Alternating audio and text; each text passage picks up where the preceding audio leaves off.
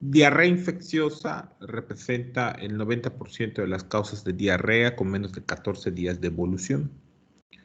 Los agentes etiológicos más frecuentes, sobre todo en temporada invernal, son los virus. Resulta importante la vacunación contra rotavirus, jóvenes, durante la infancia, porque el rotavirus puede provocar diarrea grave, con intolerancia de la vía oral, deshidratación, choque hipovolémico y muerte. Recuerden que los niños toleran menos, bueno, los extremos de la vida, niños y adultos mayores, toleran menos las pérdidas asociadas a la diarrea y el vómito. Entonces, las estrategias o la estrategia por excelencia para el tratamiento de la diarrea es la rehidratación por vía oral. En la diarrea infecciosa no están alterados los mecanismos de transporte de solutos en los enterocitos. Recuerden que el agua se desplaza de manera paracelular por efecto de la ósmosis que genera el ingreso de sodio a través de un cotransportador que depende también de glucosa. Es un cotransportador, es un simporte sodio-glucosa. Es el SGLT1 que se encuentra en los enterocitos. Entonces, descubierto esto, se aprovechan fórmulas o sales de rehidratación oral que tienen equivalencias molares entre glucosa y sodio, ¿no? Entonces, desde ese punto de vista, sigue siendo la rehidratación la estrategia más importante. Sin embargo, en la mayoría de los cursos queda un vacío, y ese vacío es la diarrea del adulto. Lo digo de esta forma, jóvenes, porque realmente yo no recuerdo que a mí me enseñara a manejar diarrea en los adultos durante mi formación en la facultad. Recuerdo muy bien la diarrea de los niños, ¿no?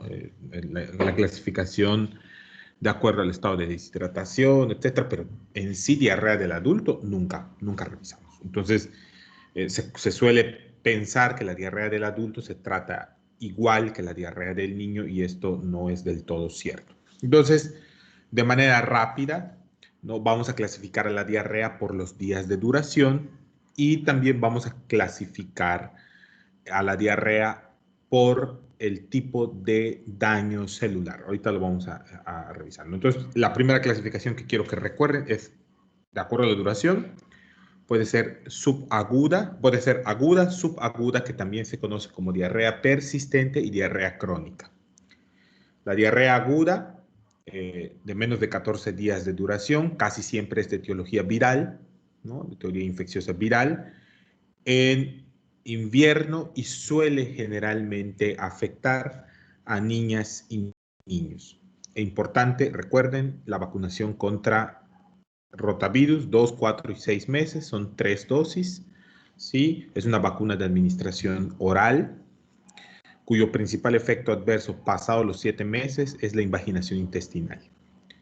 La subaguda, 14 a 30 días, que continúa siendo la etiología infecciosa la causa más frecuente, pero tenemos que agregar a un grupo de agentes, son los protozoarios gastrointestinales, principalmente entamoeba histolítica y Giardia lamblia. Y de entre ellos dos, Giardia lamblia es la principal responsable de la diarrea persistente, atorreica, con distensión abdominal, etc.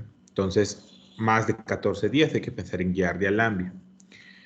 Y la diarrea crónica, de más de 30 días, donde hay que considerar por primera vez diagnósticos distintos a las causas infecciosas, con mucha mayor razón. No es que estas causas no puedan provocar diarrea subaguda o diarrea aguda, pero cuando una diarrea se prolonga más de 30 días, ok, hay que pensar en estas. Las dos más importantes es la colitis ulcerativa crónica idiopática, CUSI, y la enfermedad de Crohn, donde hay un predominio de dolor abdominal, evacuaciones sanguinolientas, pérdida de peso, fiebre, síntomas dermatológicos, osteoarticulares. Recuerden que CUSI puede provocar una oligoartritis migratoria esporádica, puede acompañarse de lesiones dermatológicas asociadas a enfermedad de Crohn, entre otras fístulas, entre otros tipos de características que suele tener y ocurre generalmente en adultos de jóvenes o de mediana edad. Entonces, aquí es importante pensar en estas dos etiologías. También podemos hablar de malabsorción. En el caso de los niños, la intolerancia a la lactosa es muy frecuente con la triada distensión, evacuaciones explosivas y dermatitis del pañal. Una dermatitis importante.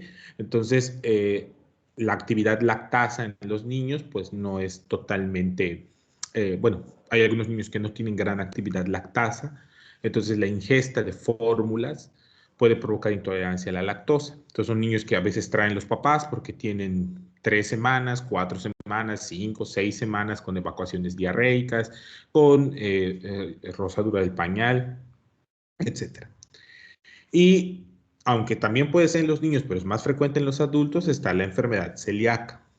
Eh, Totalmente innecesario, jóvenes, que si no padecen enfermedad celíaca no consuman gluten. ¿Sí? Esto es parte de las modas, es una victoria para las molleras hundidas, entonces sí es importante, jóvenes, que tratemos de entender que solo si yo padezco de enfermedad celíaca, yo tengo anticuerpos contra algunos derivados del trigo, ok, está bien, ¿no? Pero pues lejos de allá, la realidad es que la enfermedad celíaca debe ser considerada en el abordaje de la diarrea crónica.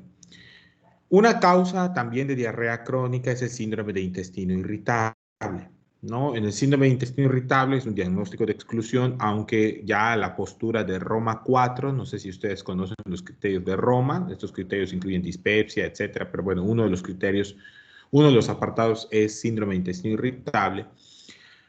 También dice que si el paciente cumple con las características típicas de dolor a la evacuación, la periodicidad, el tiempo, que puede ser clasificado directamente como síndrome de intestino irritable, salvo que tenga algunas eh, datos de alarma. Por ejemplo, y esto viene a colación, nunca, y que se lo graben bien para su vida profesional, rarísimo que un adulto de más de 50 años inicie con síndrome de intestino irritable, debute con síndrome de intestino irritable. Entonces, si ustedes ven a un adulto que cumple todos los criterios de Roma 4 para diagnóstico de síndrome de intestino irritable, pero tiene 57, 58, antecedentes como consumo de alcohol, hábito tabáquico, bajo ingesta de fibra, ojo, puede ser un cáncer colónico. Y están obligados al menos a hacer una sangre oculta en heces y vigilar al paciente en 1 o 2 meses, porque si se presentan evacuaciones sanguinolientas, pérdida de peso, dolor que no mejora con la medicación, habrá que considerar la posibilidad de un cáncer y será necesaria muy probablemente al menos una rectosigmoidoscopía flexible o una colonoscopía, que es lo ideal, ¿no? Un adulto, por ejemplo, con síntomas de intestino irritable y fiebre, se los juro, no es síndrome de intestino irritable. El síndrome de intestino irritable no tiene por qué provocar fiebre. Un adulto con síndrome de intestino irritable y pérdida de peso es un adulto que requiere evaluación. El síndrome de intestino irritable no produce pérdida de peso. No produce, otra vez, no produce pérdida de peso. Ahora bien, algo que sí se puede asociar al síndrome de intestino irritable son trastornos psiquiátricos, particularmente depresión o trastorno generalizado de la ansiedad. Recuerden que uno de los criterios para el diagnóstico de depresión es alteración en el peso corporal, tanto en la ganancia de peso como en la pérdida de peso. Y esto ahí debemos también ahondar en los antecedentes psicológicos, psiquiátricos de los pacientes. ¿Sí? Bueno. Obviamente también está la malignidad, ¿no? El cáncer colorectal, que es muy importante identificar en tiempo y forma. Recuerden que hay indicaciones en atención primaria para el cribado de pacientes con, no digan screening, se dice cribado, para el cribado de pacientes, screening es muy wexican. Entonces, eh, sí, eso. Entonces, el cribado, ¿sí? En los pacientes con cáncer colorectal empieza a partir de los 50 años, ahí tienen opciones. En atención primaria, jóvenes, hacemos muchísimas cosas que permiten detectar, o deberíamos hacer muchísimas cosas que permiten detectar enfermedades de manera oportuna.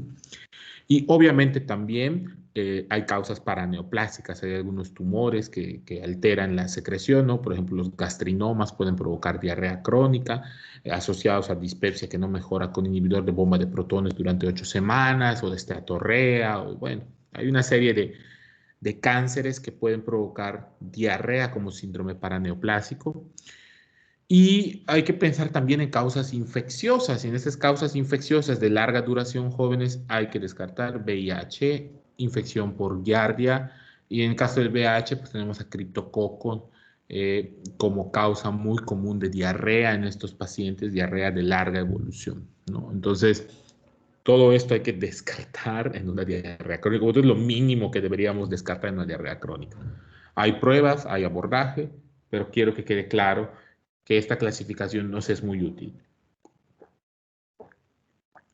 La siguiente clasificación, que creo que no les he colocado acá, es una clasificación basada en el mecanismo de daño que producen los agentes infecciosos. Ustedes la deben conocer. ¿Conocen esa clasificación?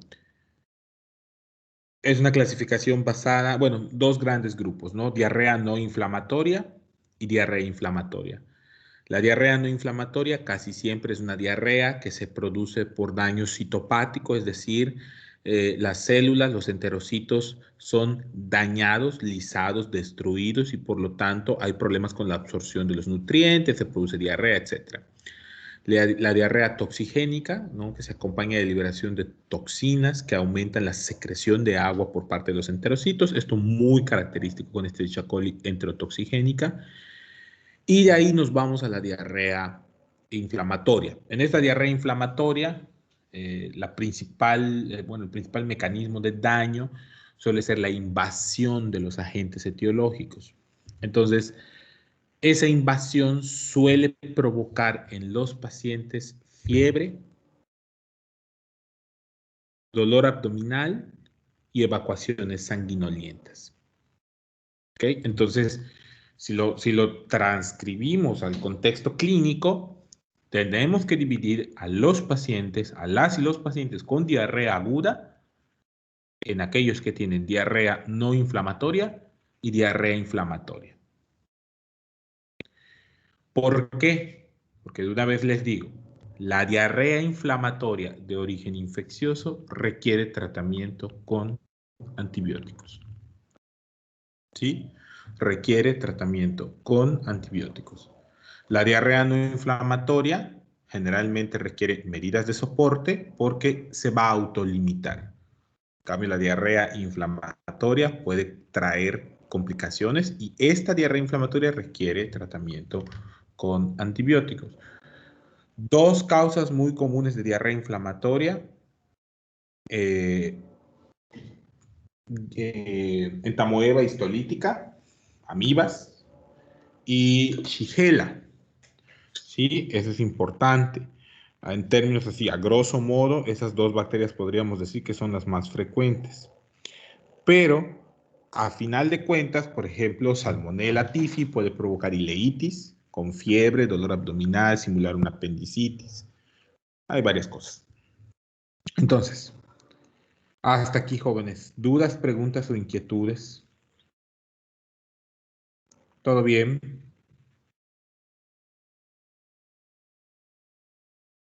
Muy bien. Entonces, vámonos aquí. Yo tengo un paciente con diarrea. Tengo dudas sobre el diagnóstico.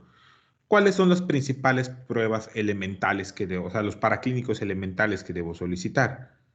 Uno, debo solicitar un coprológico. El estudio coprológico es un estudio que se encarga de evaluar el aspecto bioquímico y, digamos, el análisis óptico de la materia fecal.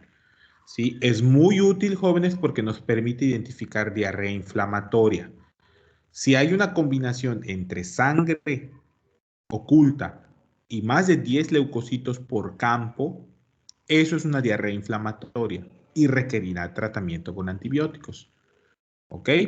También podemos solicitar coproparasitoscópico seriado y el motivo por el cual solicitamos generalmente coproparasitoscópico seriado es porque con mayor número de muestras aumenta el rendimiento de la prueba, aumenta su sensibilidad y su valor predictivo positivo. Entonces, es importante solicitar un coproparasitoscópico seriado que puede reportar quistes, huevos o trofozoitos. No está de más que yo les recuerde que los parásitos tienen dos formas. Una forma que transmite la enfermedad, que llamamos quiste, y una forma que produce enfermedad, que le llamamos trofozoito. Esto aplica para todos los parásitos. Y en el caso de en el caso de los nemátodos o los céstodos, tienen un ciclo de vida fuera, en la tierra, ¿sí? De hecho, son geogelmantiasis, es decir, se transmiten a través de la tierra, y una fase dentro del ser humano, ¿sí?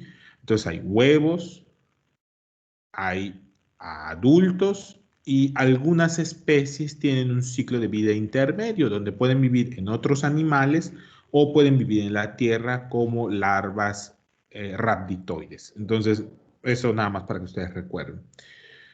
Se puede solicitar amiba en fresco y se pueden solicitar azúcares reductores. Esta prueba de azúcares reductores es para diagnóstico de intolerancia a la lactosa. Ahora, ¿qué pasa si yo tengo un paciente con diarrea crónica? Tengo que derivarlo a gastroenterología, idealmente, pero lo tengo que derivar con el inicio del protocolo. Algo que creo yo que hace mucha falta en atención primaria es que el médico o la médica general y el médico o la médica de familia no sepa el abordaje inicial. Es decir, yo voy a enviar a un paciente con diarrea crónica, ok, lo tengo que enviar con prueba de VIH, lo tengo que mandar con reactantes de fase aguda, porque si es una diarrea inflamatoria por síndrome, por enfermedad de Crohn, enfermedad de Crohn, van a estar elevados. Hay que mandarlo con anticuerpos. Si estoy sospechando fuertemente que se trata de una enfermedad inflamatoria intestinal, pues tengo que mandarlo con anticuerpos, con azúcares reductores, con coprológico coproparasitoscópico, y si es posible, incluso con una rectosigmoidoscopía flexible. Todo esto tiene que saber, tenemos que saber nosotros y nosotras como médicos y médicas de primer contacto abordar a los pacientes. Ser médico general no les, no les quita la responsabilidad de saber los protocolos diagnósticos. Y si está en sus posibilidades, deben abordar a los pacientes como lo haría un internista, como lo haría un gastroenterólogo. Todos tenemos limitaciones también, jóvenes. No crean que yo puedo hacer el trabajo de un gastroenterólogo, pero definitivamente tengo que enviar al paciente con la mayor información posible para no retrasar el diagnóstico. Cuando entren al internado y se sientan frustrados porque les llamaron la atención por no haber terminado un alta a tiempo, quiero que recuerden que esa alta que no terminaron a tiempo es un día más de estancia hospitalaria de un adulto mayor, de un niño, de un hombre que trabaja para sostener a su familia. Si el alta sale a las 10 de la noche, quiero que empiecen que esa persona se tiene que trasladar a su comunidad, que puede estar a 100, 150, 200 kilómetros de la capital, y que tiene que pagar un transporte para poder ir a su casa después de estar en un periodo de convalecencia en el hospital. Todo lo que hagan o no hagan en su internado y en cualquier etapa de su vida como médicas y médicos repercute directamente en las y los pacientes. ¿Sí? Entonces, hay que tener prioridades en todo momento. Creo que esa es una de las partes de la medicina que no me gustan. O sea, yo no puedo dejar de ser médico. Ayer me hablaron, por ejemplo, a las 3 de la mañana para comentarme que un paciente tenía fiebre, ¿no? Que qué podían hacer, que pues, si estábamos en el consultorio a las 3:30 de la mañana, obviamente una madre angustiada, que no entiende que tal vez la fiebre es nada más el manejo sintomático, pero pues tú estás ahí. Esa es la parte que no me gusta, porque estoy durmiendo, tengo sueño, ¿sí? ¿No? Entonces, sin embargo, pues tratamos de contestarle de la mejor manera. Entonces, a final de cuentas, todo lo que hagan o no hagan de verdad repercute, e incluso en este momento, lo que estudien o no estudien en un futuro impactará en lo que vayan a hacer. Así que aprovechen el tiempo que tienen, jóvenes. Lean. Entonces, vámonos. Venga. Vámonos entonces ahora a lo que nos compete. Vamos a hablar de diarrea aguda infecciosa. Entonces, La diarrea aguda es infecciosa en el 90% de los casos, viral en el 80%, 15% bacteriana y 5% parasitaria. El diagnóstico casi siempre es clínico, basados en los datos inflamatorios y no, o sea, diarrea no inflamatoria y diarrea inflamatoria, que también puede ser nombrada diarrea disentérica. El manejo es de sostén y la antibiótico-terapia es empírica cuando se presenten datos de diarrea inflamatoria. No requiere paraclínicos en la mayoría de los pacientes. En la mayoría de los pacientes no vamos a solicitar paraclínicos. Hay que tener cuidado, mucho cuidado con la deshidratación, con el síndrome urémico hemolítico, con la diarrea por Clostridium difficile y en la diarrea del viajero, porque estas situaciones requieren de abordajes específicos. ¿Ok? Otra vez, infecciosa en el 90% de los casos, viral en el 80, 15, bueno, viral en el 80%, 15% bacteriana y 5% parasitaria, diagnóstico clínico, inflamatoria, no inflamatoria, manejo de sostén y antibiótico-terapia empírica cuando sea necesario, no requiere paraclínicos y sin embargo, si van a solicitar paraclínicos, los más importantes son los que les pongo aquí arriba.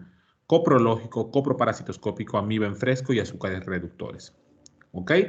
Y recuerden, el pilar del tratamiento de la diarrea en niños y adultos es evitar la deshidratación, pero niños pequeños y adultos mayores toleran mucho menos la pérdida de electrolitos y líquido a través de la diarrea. ¿Ok? Entonces, ¿cuál va a ser el tratamiento? Y aquí viene una nueva clasificación para ustedes. Esta clasificación la van a utilizar en adultos. ¿Ok? En adultos, no la utilicen en niños.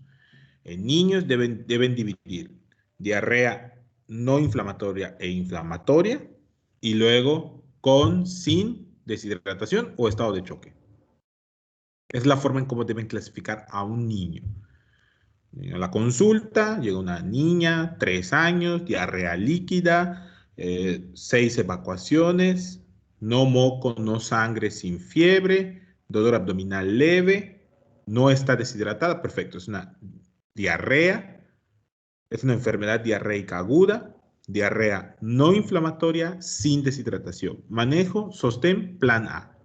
Listo. Obviamente podemos usar antidiarreicos, no cualquier antidiarreico, ahorita vamos a hablar de antidiarreicos, ¿sí? No cualquier antidiarreico, jóvenes. Entonces, vamos entonces a utilizar este tratamiento con adultos. Tratamiento. Vamos a hablar de diarrea leve en un adulto cuando se trate de una diarrea que provoca 1 o 2 evacuaciones al día. No tiene fiebre y no altera la actividad diaria. Es decir, yo puedo tener diarrea y seguir haciendo mis actividades de todos los días. En este caso, los pacientes tienen que recibir solamente electrolitos orales a libre demanda. En el caso de un adulto, generalmente la OMS dice que a partir de los 10 años, los electrolitos orales son a libre demanda, considerando como libre demanda al menos un vaso posterior a cada evacuación. Si se dan cuenta, eso es el plan A.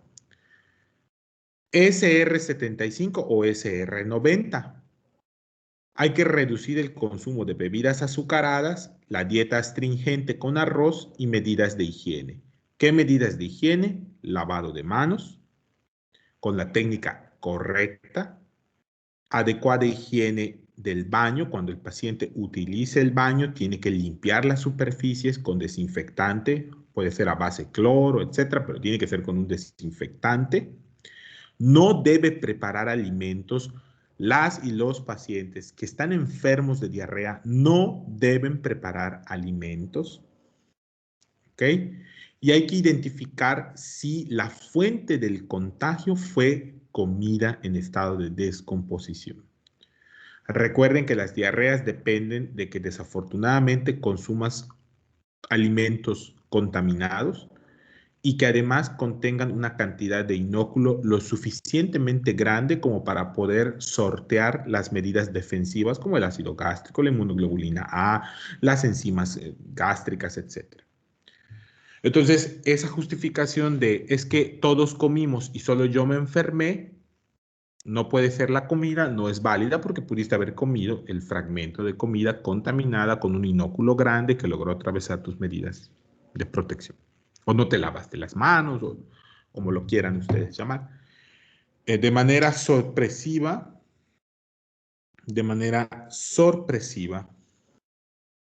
eh, con la llegada de la pandemia se ha reducido muchísimo las evacuaciones, o sea, el tratamiento de las diarreas, o sea, casi ya no vemos porque todos se lavan las manos, ¿sí? Pero bueno, entonces, otra vez, electrolitos orales. Ahora bien, ¿qué significa, qué significa, eh, vamos a ver, quién no ha participado nunca? Yasmín, ¿qué significa SR75 o 90? ¿A qué se refiere eso, Yasmín? ¿Estás por allá?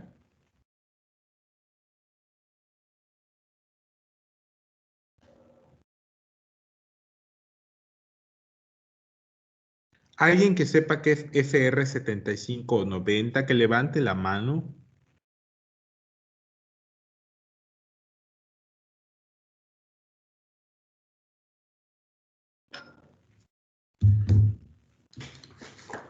¿Nadie?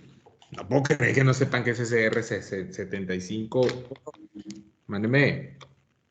Es como, o sea, yo me imagino, porque claro, yo igual iba a preguntar eso. ¿Qué pasó?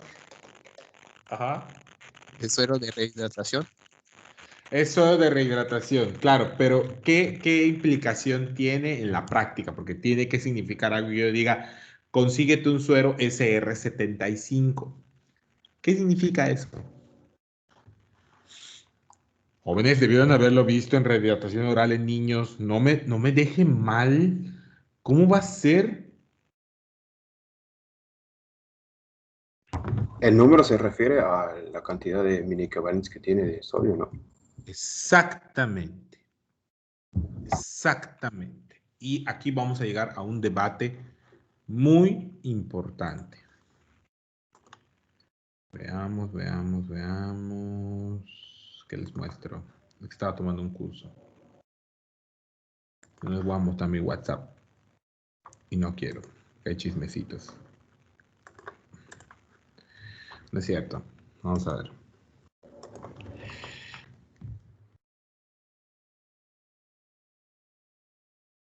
Ok. ¿Por qué esto es importante?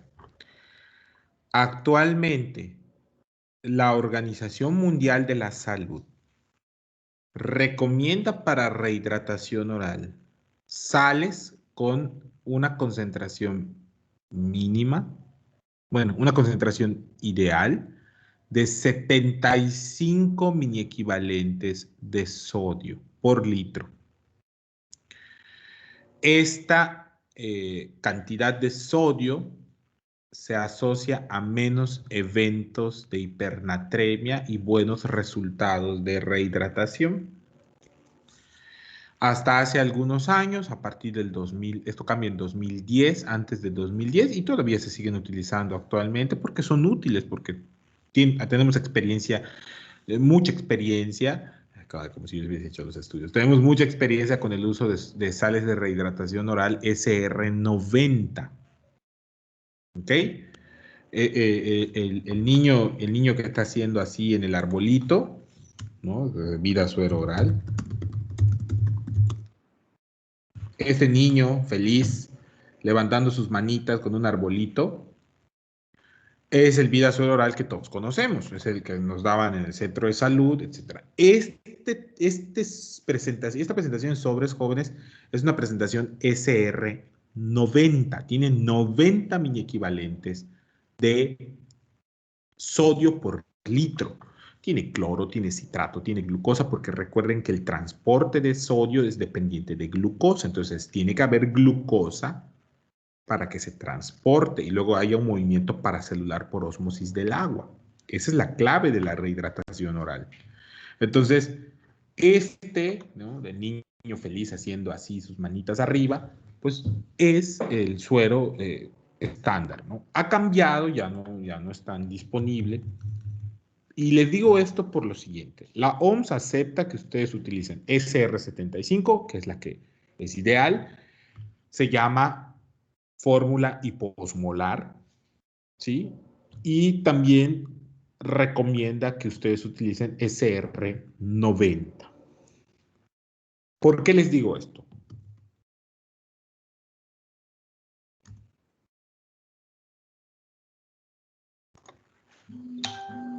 Esta puerquesa,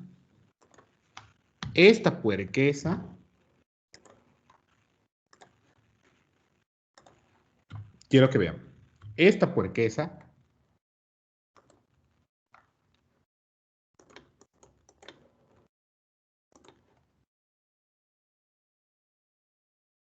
¿dónde está?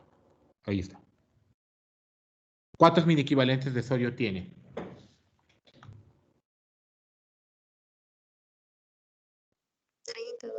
30 mini equivalentes de sodio. Si tienes de esas diarreas que te hacen ir más veces al baño que conectarte a tu clase en Microsoft Teams, te vas a chocar en el baño. Vas a tener choque hipovolémico en el baño. Te va a dar hipotensión ortostática, diaforesis, taquicardia. Te vas a tener que acostar con las piernas hacia arriba. Mala idea cuando tienes diarrea. Pero aquí lo importante es, te vas a chocar.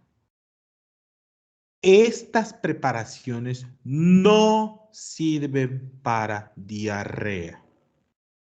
¡Ah! Doctor, sí, no sirven. Sirven para la cruda realidad, sirven para cuando te quieres ver, hay mucho calor y te quieres ver así muy, no voy a decir qué, pero empieza con ma y termina mon, entonces, y estás en el centro con tu electrolit sabor, no sé, sandía, melón, no lo sé, la Fresa verdad no lo sé. kiwi. Fresa, kiwi, en vodka con no sé qué, entonces no se usan para diarrea, no rehidratan. Su concentración de sodio está mucho por debajo, o sea, muy por debajo, mucho de la recomendada por la Organización Mundial de la Salud. No me importa si el sabor frutas del bosque, no sé, ¿qué otro sabor les encanta? No sé, zapote o lo que ustedes quieran, les encante Lemon cuando azul. es el de mora azul, a mí me gusta el de piña, pero pues no me El de importa. coco. Coco, clásico, coco, no me importa. No vayan a tomar esta puerquesa cuando tengan diarrea. ¿Sale? Porque uno, se están engañando, es efecto placebo.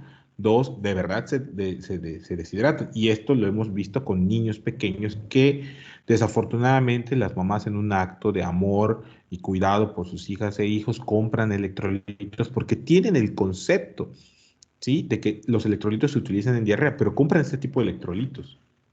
Y si ustedes se dan cuenta, la publicidad de estos electrolitos no dice diarrea. ¿Se han dado cuenta?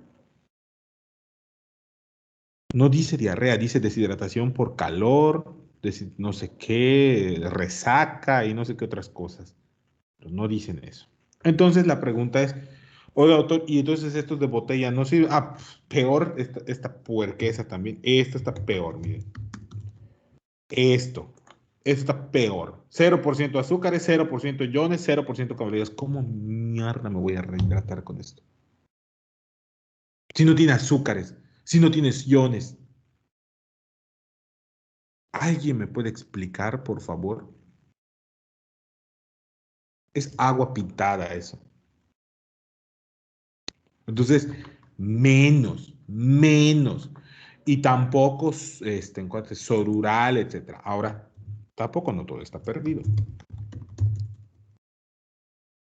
Electrolit. Este. Este sí. Ni modo. Si tienes diarrea y tienes que salir y te tiene que ver la gente tomando tu suero de jirafita, ni modo. Está bien. O sea, no pasa nada, ¿no? Jirafita de pichula diarreica, está bien, pues no hay ningún problema. ¿Sí me explico? Lo importante, jóvenes, es que vean esto. Vean esto. Pichula diarreica acepta el electrolit. Vean. Electrolit pediátrico. ¿Qué concentración de sodio, jóvenes? 75. 75 equivalentes. ¿Y qué dice la OMS? 75 equivalentes. Entonces, esta sí la podemos usar.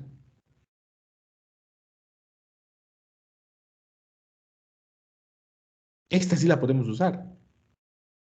Esto es un electrolito que sí funciona. ¿Cuál es el problema de estos electrolitos? La relación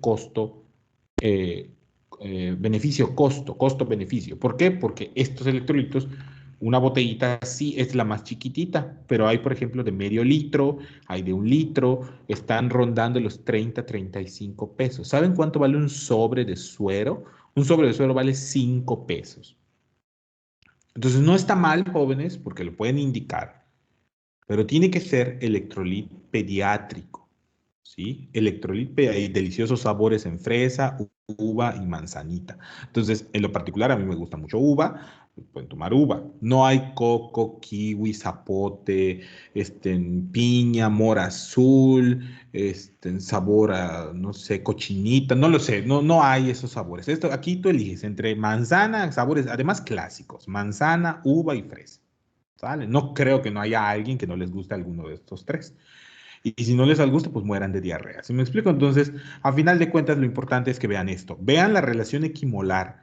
75 equivalentes con 75 equivalentes. Aporta citrato, aporta potasio y aporta citrato solo, porque eso es un tampón. Porque los pacientes con deshidratación empiezan a hacer acidosis metabólica porque pierden bicarbonato en las evacuaciones. Entonces, les aporta citrato que se convierte en bicarbonato y cosas así. Entonces, ¿sí queda claro? ¿Qué otras marcas les recomiendo? Pues pueden usar, por ejemplo, Sorural pediátrico. Ya vimos que Sorural en sí no es tampoco no es tampoco para diarrea. ¿Sí? No es tampoco para diarrea. Entonces, el que sí es para diarrea es la copia de electrolit pediátrico, que es Sodural pediátrico, que tiene un panda, un elefantito y un perrito, ¿no? Entonces, este sí, vean, o sea, no les miento. Lo siento, jóvenes. A ver, voy a poner esto en silencio. Es que si me habla la doctora a veces no escucho. Y a veces sí hay cosas muy importantes que tratar. A ver. Y ya. Muy bien. Entonces vamos a ver. Vean el Sorural pediátrico, ¿no? Nos vamos a su composición y ahí tienen glucosa 75, sodio 75. ¿Qué pasa con el clásico, el famosísimo? ¿Cuál es el más famoso de todos los sueros de botella que conocen ustedes? ¿Cuál es el más famoso, jóvenes? Si lo conocen. El electrolit. No, no es cierto, no es el más famoso. El de Simi. No, El no, suero. ¿qué es? No. El de El suero. los que usan para Gatorade. rehidratar a los Gatorade. los Gatorade. deportistas. Gatorade. Gatorade. No. Pues eso Pero lo no, usan creo como que sí suero el de soja. Pedialit. El que Ah, dijeron muy el bien, ahí lo Pedialit. dijeron por allá. El más ¿Alguien? famoso es Pedialite. Es el primero que hubo. ¿Ok? Pedialit fue el primero que hubo. No manches, no vayan a dar así Powerade.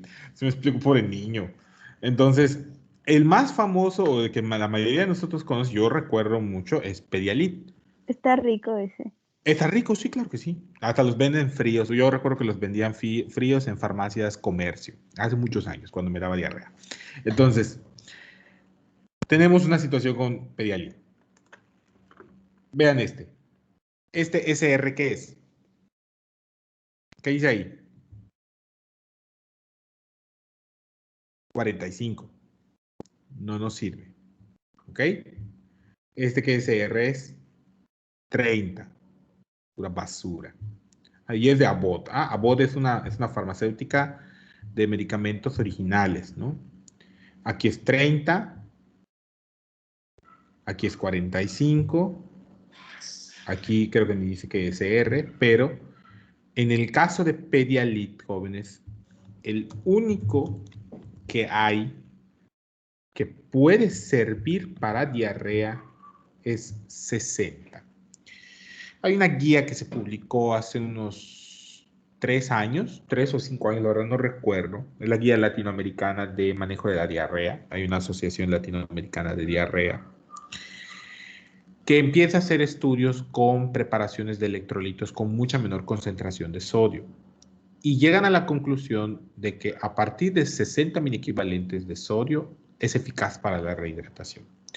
No tenemos todavía grandes estudios que comparen de manera aleatoria y cegada si esto es realidad.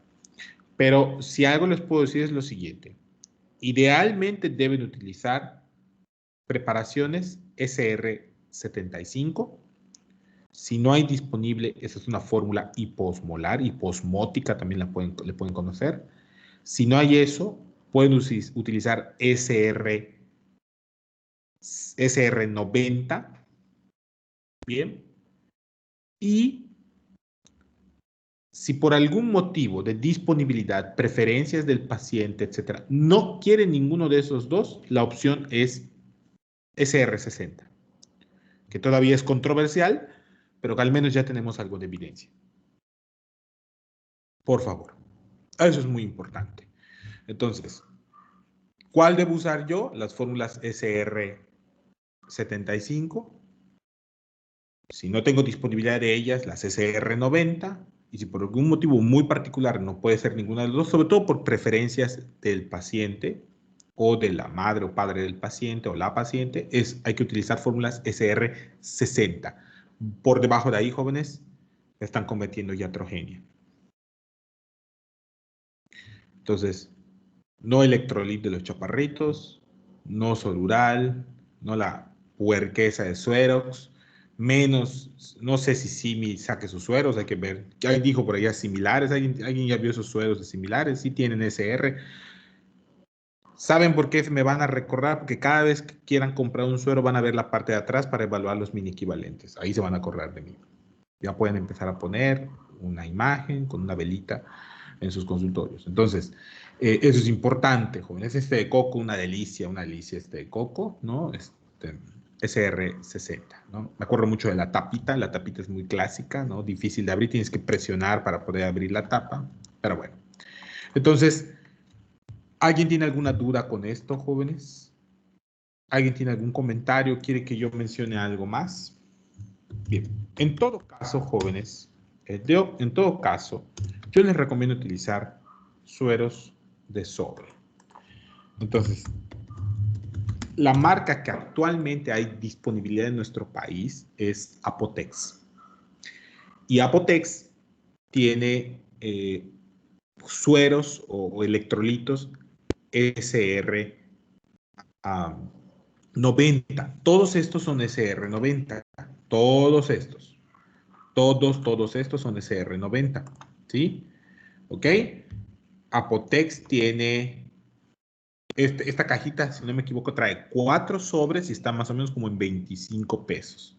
Compárelo con una botella normal, ¿no? Tienen sabor manzana, naranja, piña, en lo particular mi favorito, limón, porque siempre hago esto, limón y una cosa asquerosa que es lima limón, que es esta, pobre niña, perdón niña, no es contra ti.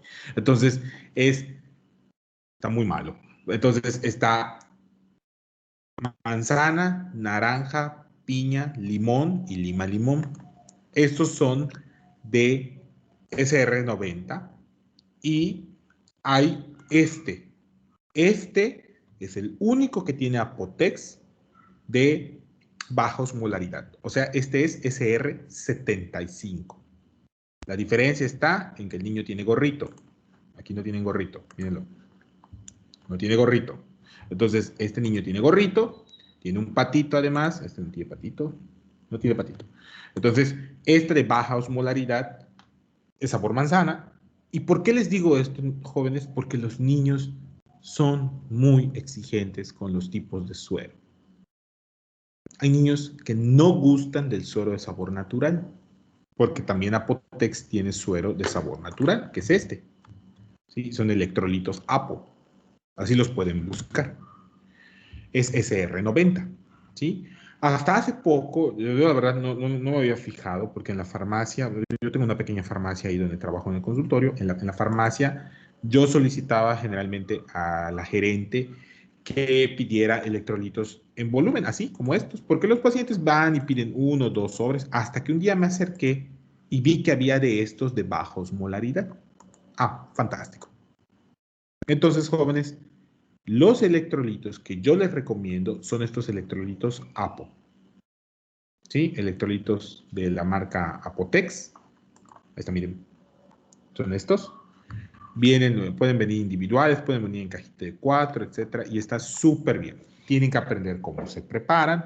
Agua hervida, clorada, purificada, en un recipiente idealmente de vidrio, transparente, con tapa. Se lavan adecuadamente las manos, cortan el sobre, todo el sobre, llenan con 1 litro de agua, vierten todo el contenido del sobre en 1 litro, revuelven adecuadamente, tapan y no se pone a refrigerar. Cada vez que se va a servir el suero, se tienen que lavar las manos, se va a servir, pasan 24 horas, se desecha el suero. ¿Ok? Entonces, la recomendación va a ser electrolitos Apo. Estos. Bien.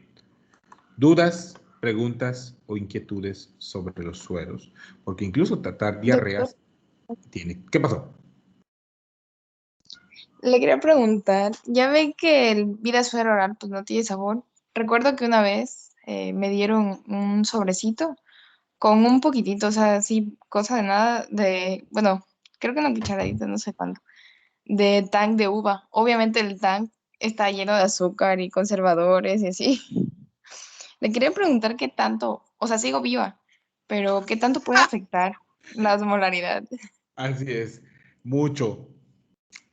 Mucho porque la concentración es equimolar. O sea, el diseño de los electrolitos está hecho para que tú tengas la disponibilidad adecuada de glucosa con sodio. Entonces, si tú le agregas cualquier otro producto, automáticamente cambia la osmolaridad de la presentación. Y fíjate que y aquí nada más quiero hacerte un comentario. El Tang, bueno, al menos de fechas recientes, ¿no? Tampoco. ¿Cuántos años tienes? 20, 21, 22, 23, 12. 22. Ah, ok. De fechas recientes, ¿no? El Tang ya no ofrece calorías. Entonces, lo que te están dando son edulcorantes que generalmente no se reabsorben o no se absorben en el tubo digestivo. Entonces, creas un gradiente osmótico y empeora la diarrea. Entonces, aquí sí es importante, jóvenes, a los electrolitos no se les debe agregar nada, nada, absolutamente nada. Bien, así como están, así se preparan. ¿Sí? Y obviamente, afortunadamente, ¿no? Y en tu caso, desafortunadamente, no hubo esa opción. Actualmente ya hay opciones de sobres con sabor. Y eso es agradable para los niños y las niñas. ¿Sale? Muy bien. ¿Sí quedó clara tu duda? Sí, gracias. ¿Alguien más que tenga alguna duda con esto? No es duda, Doc, es más como un comentario. Sí, Zule. Es que una vez una señora llegó a un consultorio y no había suero oral para darle. O sea, no Ajá. había de los sobres que da el gobierno. Entonces le sugirieron que compre pues un suero. Y la Ajá. señora dijo, ¿pero cuánto cuesta? Y fue así como que muy choqueante porque dijo que si costaba un poco más de 20 pesos, ella no podía darse el lujo de pagarlo. Claro. Entonces, Sí, termina, hija, perdón. pues no sé si hay alguna alternativa porque escuché del agüita de arroz y cosas así. Ah, sí, claro. Vamos a hablar, de hecho, de la preparación de atole de harina de arroz, la fórmula mágica del doctor Andy, que en realidad es la fórmula del Hospital Infantil de México Federico Gómez, que impartía unos cursos de rehidratación que afortunadamente pude tomar en 2010. Pero bueno, Un sobre, hija, tiene un costo promedio de unos 6 pesos. ¿Ya? Más o menos. Y hay formas de preparar electrolitos caseros. Vamos a hablar de ello en la siguiente, cuando veamos niños. Porque existen formas, ¿no? Hay fórmulas, ¿no?, que combinan agua con azúcar y sal, y bueno, con cucharadas aproximadamente. La intención es tener una fórmula con una osmolaridad que vaya entre los 275 y los 309, por ahí está más o menos. Entonces, lo vamos a revisar, pero sí hay formas de preparar electrolitos caseros. ¿Vale? Sí, esa es la respuesta que esperaba, sí. Muy bien. ¿Alguien más, jóvenes? De hecho, está en la guía de práctica clínica para manejo de la diarrea. ¿Alguien más, jóvenes? ¿Nadie? Entonces, sí queda... ¿Qué pasó? Adelante. Ya ve que tienen colorante, pues los sueros comerciales. ¿No esto afectaría un poco la coloración de las heces de los niños? Y si apareciera sangre, por ejemplo, y el niño tomó su suerito de fresa con colorante rojo, ¿no nos podría confundir en cierto momento? Fíjate que nunca o sea, las mamás son muy perceptivas y a veces ellas te dicen, es que doctor está evacuando raro, y la forma generalmente en cómo se evacúa sangre es muy característica. Está la evacuación propiamente en sí y se ven las hebras, ¿no?, las tiras de sangre en la evacuación. Entonces no hay forma de confundirse con que toda la evacuación sea roja, sino que está la evacuación del color característico y se ven las hebras de sangre. ¿Ok? Entonces no suele ser un problema con la coloración. ¿Sale? Ok, doctor, muchas gracias. Incluso, sí, te digo, no, incluso te va a ocurrir que las mamás te lleven los pañales o te lleven los culeritos, donde van a ustedes a observar, si no saben que son culeritos, que no son yucatecos, no te van a llevar un culerito, te van a llevar un pañal, y te van a mostrar la popó. Y tú vas a ver las evacuaciones, o sea, la materia fecal, vas a ver las evacuaciones y vas a ver la sangre. 1000 veces me ha pasado. Ya con la tecnología te llevan fotos. ¿Ok? Entonces, sí es importante que pues no se preocupen por ese aspecto. ¿Estamos? ¿Alguien más, jóvenes? Muy bien. Clase interesante. Siempre es interesante la clase de diarrea. Entonces, por favor, no vayan a comprar puerquesas ni mandar a comprar puerquesas. Vamos a continuar. Entonces, ¿qué tratamiento le voy a dar a una diarrea leve? Bueno, vamos a usar, clasificarla como 1 o 2 evacuaciones al día sin fiebre y no altera la actividad diaria. Vamos a dar electrolitos orales. Reducir el consumo de bebidas azucaradas que aumenten la carga osmótica y que por lo tanto puedan empeorar la diarrea. Dieta astringente con arroz y medidas de higiene. En ningún momento se estipula tratamiento con antibióticos, antidiarreicos y tampoco restricción dietética, salvo las bebidas azucaradas, que incluyen jugos muy concentrados, que incluyen bebidas carbonatadas, estos sueros de rehidratación deportiva como Gatorade, Powerade, no se utilizan en rehidratación. Vamos a hablar de tratamiento ahora de la diarrea moderada. Cuando hablamos de diarrea moderada, 3 a 5 evacuaciones al día, tampoco hay fiebre y no suele alterar la actividad diaria. Aquí el tratamiento es igual que el anterior, electrolitos orales, medidas astringentes, pero aquí sí vamos a usar antidiarreicos. Y en el caso de los antidiarreicos, si no hay ninguna contraindicación, datos de obstrucción intestinal, abdomen agudo, fiebre elevada, ok, no hay ninguna restricción, vamos a utilizar loperamida o subsalicilato de bismuto. Sí, señores, Pepto-Bismol, pero no cualquier Pepto-Bismol. Ahorita vamos a ver cuál. Entonces, loperamida y subsalicilato de bismuto. En el caso de la loperamida, vamos a utilizar tabletas de 2 miligramos. La loperamida siempre viene de 2 miligramos. Hay muchas marcas. La original, la más famosísima, es Lomotil. También está Imodium, que son 2 marcas originales, que son fármacos OTC. Van a buscar qué significa fármaco OTC, así en términos muy, muy concretos, es que está de venta libre al público. O sea, la persona puede ir a la farmacia, puede tomarlo de un escaparate y llevarlo y que se lo compren, o sea, lo vendan. Entonces está Lomotil, Imodium y Dipera. Dipera es la marca genérica, es una marca genérica muy accesible, no es cara la loperamida. Y la indicación es tomar 2 tabletas la primera dosis y luego una cada 8 horas, máximo 2 días. no más de 16 miligramos al día. Y no se debe utilizar en dos condiciones. Aquí no lo he puesto, pero lo voy a agregar. No usar si disentería, fiebre elevada, distensión, porque esto puede indicar obstrucción intestinal, y abdomen agudo. No vayan a dar loperamida o cualquier antidiarreico en estas situaciones. Por favor, no lo vayan a hacer. En el caso de subsalicilato de bismuto, se utiliza como antidiarreico, pero solo la presentación en tabletas. Solo la de tabletas. Las tabletas son de 262 miligramos. Se va a tomar 2 tabletas cada 8 horas hasta mejoría de la consistencia de las evacuaciones y se puede consumir bastante tiempo. ¿Sí? O sea, se puede consumir 3, 4, 5, 6 días. Entonces, es subsalicilato de bismuto, tabletas de 262 miligramos, 2 tabletas cada 8 horas, hasta mejoría de la consistencia de las evacuaciones. Hay otro, les voy a mostrar, es importante, el medicamento se llama Rasecadrotilo. En nuestro medio es este, de nombre Hidrasec. Rasecadrotilo es uno de los 2 antidiarreicos que se pueden utilizar de manera segura en niñas y niños, y en los adultos tenemos una presentación en cápsulas de 100 miligramos. ¿Ok?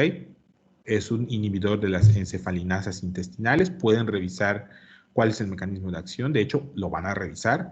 Para la siguiente sesión van a revisar las dosificaciones, indicaciones, contraindicaciones, esquemas del uso de Hidrasec en sobres. ¿Ok? Hasta acá, esto es importante. Algo caro, está alrededor de los 290, no exagero, como 210 pesos el Hidrasec en cápsulas. ¿Ok? Entonces, eso podemos usar. Me regreso acá. Aquí lo pongo, Rasecadrotilo, cápsulas de 100 miligramos, una cada 8 horas por 3 días. Entonces, la diferencia está leve, sostén, moderado, antidiarreico y paso a diarrea severa. Entonces, si yo ya tengo un adulto que llega con más de 6 evacuaciones al día, tiene disentería, tiene fiebre de más de 38.3 grados y o altera la actividad o tiene leucocitos en la materia fecal, porque por algún motivo le hicieron un coprológico, ese paciente es candidato a tratamiento antimicrobiano.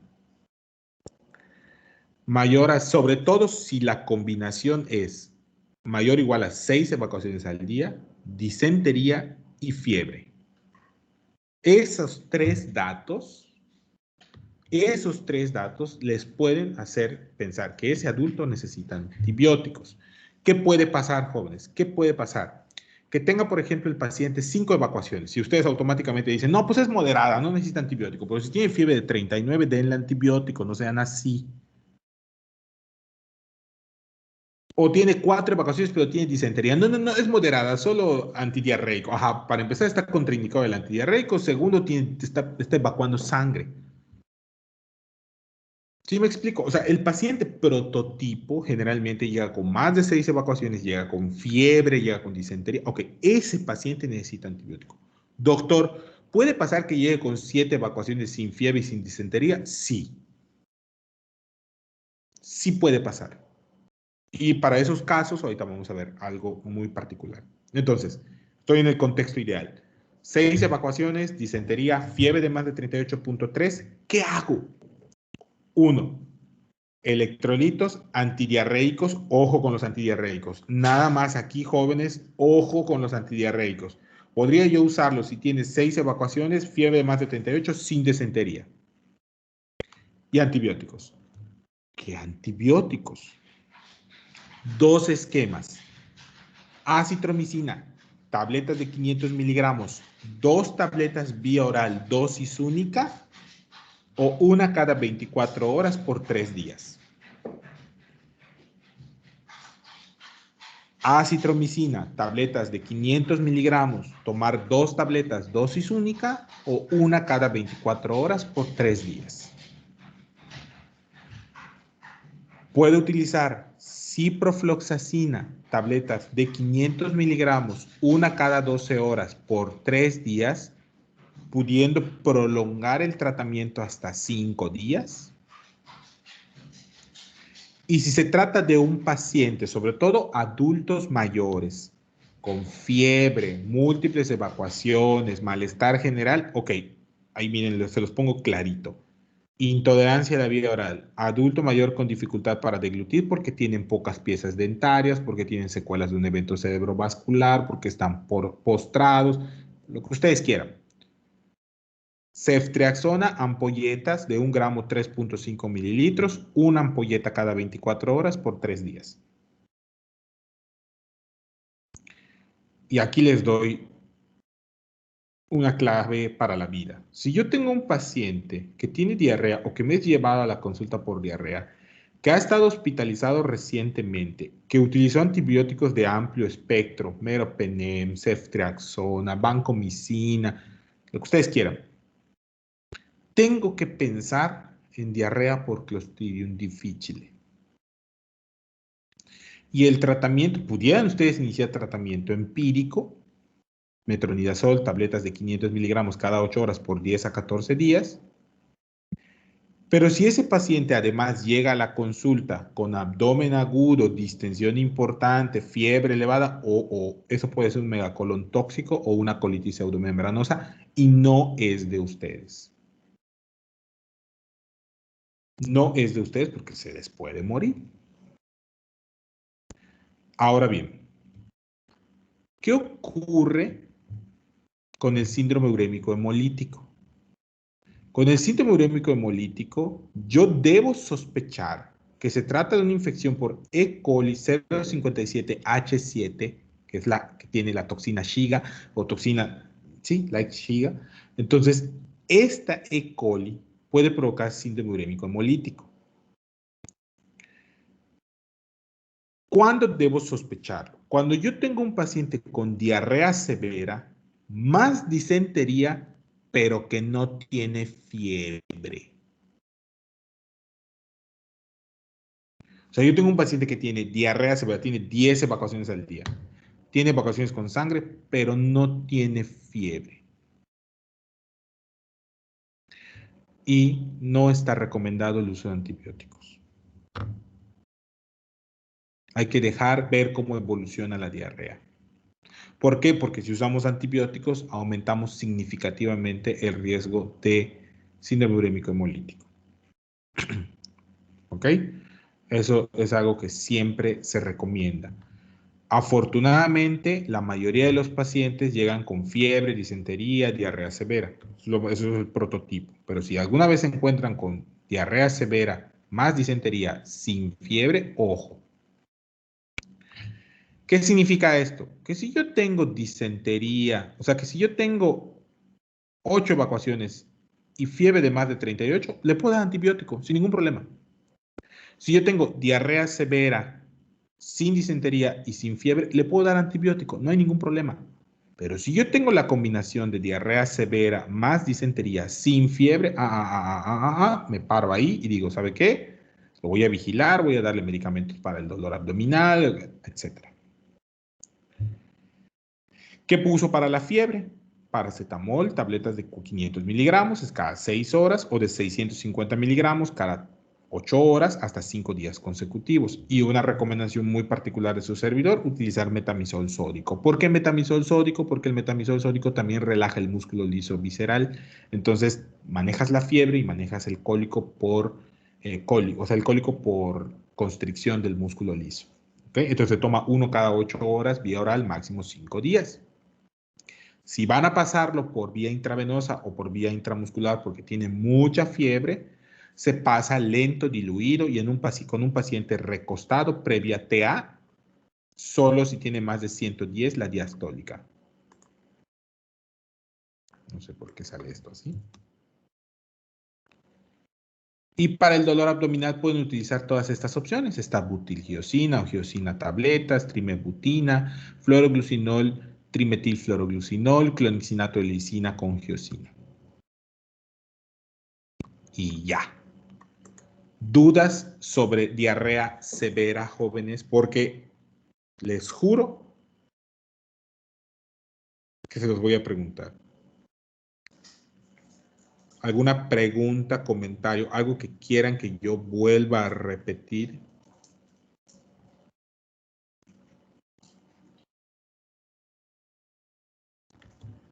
Si queda claro para todas y todos, si saben qué antibióticos dar entonces, acitromicina. Pregunta del millón. En algún lado dice trimetoprim con sulfametoxazol. En algún lado dice ampicilina. ¿Sí? En algún lado dice levofloxacino. En algún lado dice ampicilina, amoxicilina. No, jóvenes. O usamos acitromicina o usamos cipro. Y si hay intolerancia o es un adulto mayor, ceftriaxona. Correcto, jóvenes. Entonces ya para terminar, les voy a mandar, acabo de encontrar en Books Médicos, una página que pueden utilizar. Aquí está, vean. Hay una nueva, se reclasificó, por decirlo de alguna manera. Esto es lo que les estoy comentando, vean. Diarrea grave y sanguinolenta sin fiebre debe aumentar la sospecha de infección por E. coli, productora de otra toxina, Shiga y otros. ¿Ok? Entonces, aquí dice si antibióticos recientes, posible colitis por toxina de Clostridium difficile, analizar inmediato materia fecal para detectar toxina de Clostridium difficile. Y los tratamientos son los que les dije. Salvo, bueno, aquí está 500 miligramos porque no tenemos presentación de 750 miligramos. ¿Ok? Muy bien. ¿Algo más, jóvenes? ¿Alguna pregunta? ¿Todo bien? Esta se los voy a mandar, jóvenes, porque es o sea, los que ya tuvieron, los que ya contrataron la guía Sanford, la tienen ahí la información en su aplicación, pero para los que no pudieron contratarlo, es la guía Sanford de terapéutica antimicrobiana 2020. Súper, súper, súper útil. La acabo de encontrar en Books Médicos. Me gusta revisar todos los días. Es un problema que tengo. Me gusta revisar la página todos los días y encontrar nuevos libros. Y este es uno que les va a servir muchísimo. Y está en digital. ¿Vale? Miren, están todos los esquemas, está el uso de micobacterias, todo, todo, todo. Bien. Mañana vamos a revisar diarrea en niños. Su trabajo va a ser investigar sobre racecadrotilo, dosis, esquemas, etcétera. Vamos a hablar un poco del uso de racecadrotilo principalmente y diosmectita. ¿Ok? ¿Alguna duda? ¿Algo que quieran preguntar? Si no, ya finalizamos la clase.